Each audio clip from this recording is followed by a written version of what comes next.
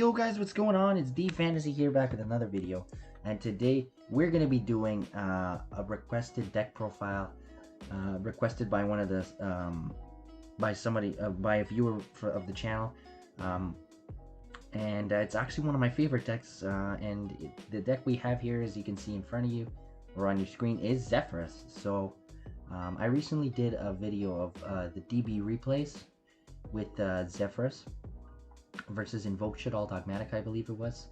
I'll leave a link in the description to that video. But yeah, guys, if you guys do enjoy the video, thumbs up, subscribe, hit that notification bell to be notified when I upload a video, and let's get straight on into the deck profile. All right, so starting off, we have triple Ash Blossom. Ash Blossom is just 3 of. You could even play 2 of this because you could search any monster in your deck. I know it's actually cracked, but yeah, you could actually play 2 or 1 copies if you'd like, because it is searchable. But I just play 3 just because it hits everything. So triple Ash, 1 Cyberstein. This is for later on. Again, you could search this, so it's not bad. Yeah, the 1 Cyberstein, triple D Shifter. This is one of the decks that actually utilize D Shifter insanely well. The fact that you can just force, make a shifter and then make all your plays and set up a bunch of negates, and then force your opponent to make a mediocre board, or like make it like awkward for them to play, is pretty nice. These, and again, it is it sucks that it's only a turn 1 card, but when you see it and you draw it, it's really nice. So 1 Gizmek Kaku, this is for the rank 9 plays. Pretty good still. I'm opting to play triple Magdalene and the 1 Pudding Sis. So this is just in case you don't need your normal summon in this deck at all, to be fairly honest. So having normal summons in your deck isn't too bad. So you can also play Planet Pathfinder with another card that I can explain later. But yeah, this is just to get your rank 4 engine. Oh shoot, not Pudding Cess. Oops. Oh, okay. Sorry about that, guys. I had to fix something real quick. I made a mistake, but yeah, I'm playing triple Magdalene and 1 Petting Scissor, not Pudding Cess. Petting Scissor. But yeah, this is the rank 4 engine where since your deck doesn't need its normal summon, you can just normal summon Magdalene, add the Petting Cess, special the Petting Cess, go into a rank 4. In this case, Gallant Granite, and then you could search Zefra, which is pretty nuts actually. So this also gets to your starter in case you don't open up, Terraforming, Oracle of Zefra, Zefra Providence. You have many ways of getting to Zefra, which is more or less the heart and soul of the deck, right? So this is just another way you can get to the deck, to Zefra. So it's nice. Triple Gamma, the 1 driver as well. Where's that sucker? Yeah, the driver.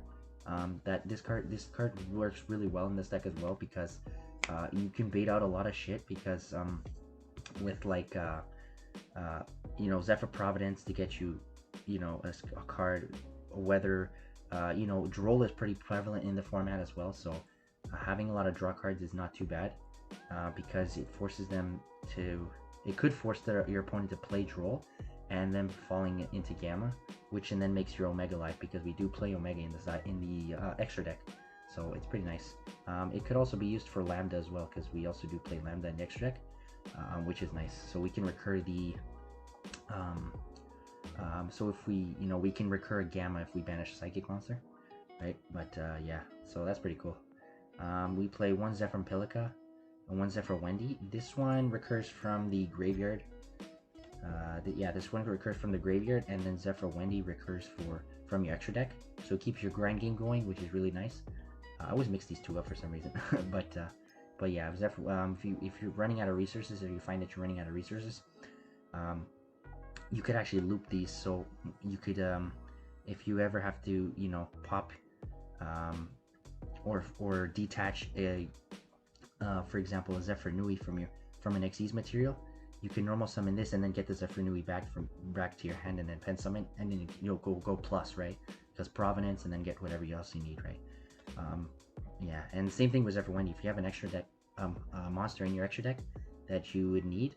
You could even normal summon them Zefra Wendy or pen summon, and then add back the said monster from your hand for a follow-up or for that specific turn, right? But yeah, 2 Zephyr Thubin. This one pops.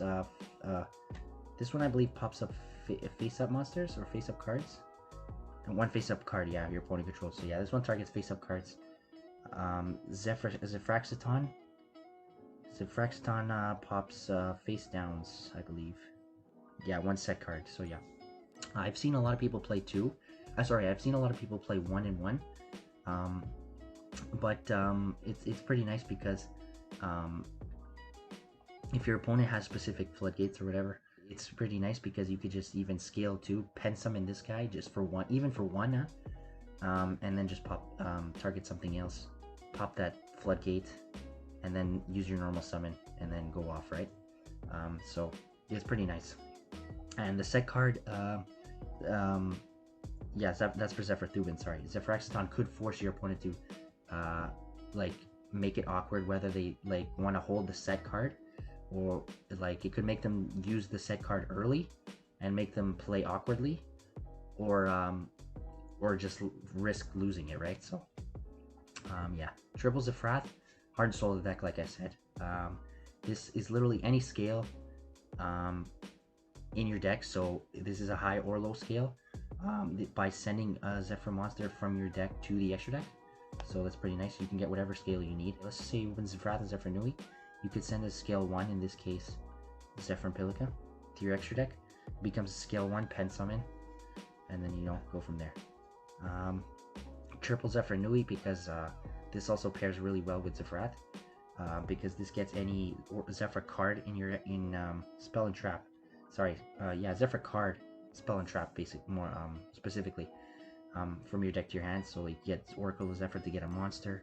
You can get Zephyr Path, which is insane, as I mentioned. Zephyr Providence to get you more pluses. Divine Strike, or even War. So this is literally any Spell and Trap, as long as it doesn't get negated, right? Zefraxi is pretty nice too, because you can make, if it's pen summon, you target another Zephyr monster and make it a tuner, which is pretty nice. So if you pen summon Zephyr Nui and Zefraxi, you can chain block with Zefraxi to protect Zephyr Nui, which is pretty nice. And then go into some nice rank 9s, or even you can even combo off and go into a rank 6 if you have to, with Zephyr Wendy, right? The 1 driver, as we said, and that's it for the monsters. We play the 1 call by because hand traps are insane. They're all over the place. You need to stop hand traps. So yeah, triple Oracle of Zefra. This is the card that was insane. So when it's activated, you add a Zephyr monster from your deck to your hand, and this card is insane. So this card has 5 effects, man. So it's when you ritual summon using a Zephyr monster, or special summon using a Zephyr monster, you can activate these effects depending on what you do, right? So if you ritual summon, which we don't do, you shuffle 1 monster on the field into the deck, doesn't target. Fusion, special summon 1 monster from your hand, which we don't do. We more so synchro NXTs, but synchro, choose 1 monster from your deck and place it on top of your deck. So any monster in your deck, you can do it. And by going into what's his face, where's this guy? And going into Croco Dragon, you can chain block this to draw that card. So you can stack and then draw off Croc's effect, which is nuts. So that's insane. And then when you Xyz summon, you draw a card and you put back and you discard a card, right? So this card's insane. So triple Oracle Zefra, 1 Secret Village of Spellcasters to pair with our set rotation, because Sky Strikers, and just cards like Lightning Storm, Twin Twisters, Twin Twisters, Lightning Storm, Dark Ruler, stuff like that, droplets. So yeah, terraforming to get more access to Oracle of Zefra. Zephyr Path, this card's insane, pretty insane too. So you can only activate it when you have a pendulum scale of 1 and 7, and the Zephyr card, you have to have 2 Zephyrs in your scales, and neither player can special summon monsters from your hand. Neither player could summon monsters except from the hand or extra deck, which is basically pen summoning, which is basically what pendulums do anyways. So it also can't be targeted, but if a card in your scale gets destroyed, then you destroy the card, right? So That's the only unfortunate part. But yeah, against some decks, this card is an auto win. So yeah. Triple Zefra Providence. This gets you any Zefra card from your deck to your hand. So it's 3 of instantly, and it has a Banelinks effect. Whereas if one of your Zefra cards would be destroyed, you can banish it, and it doesn't activate. So it's pretty nice. So you can also, going back to Zefra Thubin and Zefraxton, you could target another Zefra card and pop a face up or set, and just protect it with Providence, right? So it's basically a free pop. Double 9 pillars, spell trap, counter trap. So spell trap or monster effect is activated, and you control a Yangzing monster. So Zefra Nui or Zefraxi. Negate the activation if you do shuffle the card into the deck, then destroy another Yangzing card you control. So counter trap. Zefra Divine Strike, again another counter trap, spell trap, negate, or monster effect. You banish a face-up Zefra from your extra deck, and then negate the activation if you do destroy it. And Zefra War, it's a free pop basically. It's like a Desperado for magical muskets, but if you have 2 Zefras in your scale, you can actually use it from your hand, which is insane. So, but yeah, that's the main deck, 48 cards. The extra deck, we have Naturi Exterio and Last Warrior from Another Planet for the Cyberstein. We got Borlord Savage, Xiao Fang, Metaphys Horus. This card's insane. You can force your opponent to give him one of their monsters, and then you can go into this guy, which is cracked. Omega for the Psyframes, Croco Dragon for the level 9 to stack any monster. Virtual World Extension, this card's crazy. You can go into this really easily. Dweller for graveyard decks, Vampire Sheridan.